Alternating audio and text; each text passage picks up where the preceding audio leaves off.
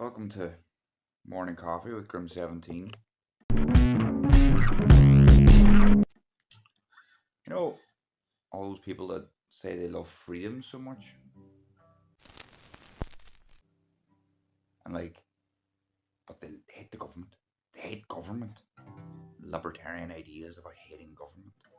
But the thing about government is, realistically, in the best case scenario, a government is supposed to enhance your freedom because it takes care of all the things that you can't really think about. Do you know what I mean? It's supposed to be a central body that organizes and structures society in such a way that we have roads, and we have hospitals, and we have infrastructure, and we have healthcare, and we have these things in place picking up the slack that humanity can't just do in a disorganized way.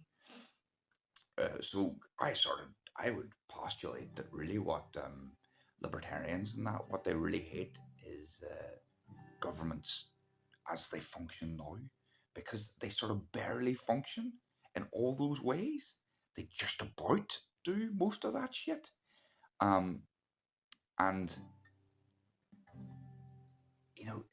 it would be nice if those freedoms were a little bit more concrete. Take for an example, imagine being some kind of retailer, some kind of seller, some kind of entrepreneur, and you want to sell your stuff online. Imagine if you had the freedom to do that without worrying that Amazon would come in and undercut you on price. Not, in a way that actually hurts them in the short term, but works for them in the long term, because what they do is then they retain control of all those markets and retain the biggest online retailer, which they need to be for some reason. Imagine if you could, if governments could step in and regulate that type of shit, so that you had the freedom to do that sort of things. There are a great many examples. That's just one of ways in which government could actually step in and do their job and allow people the freedoms to live their lives unimpeded. And they don't do that in many ways.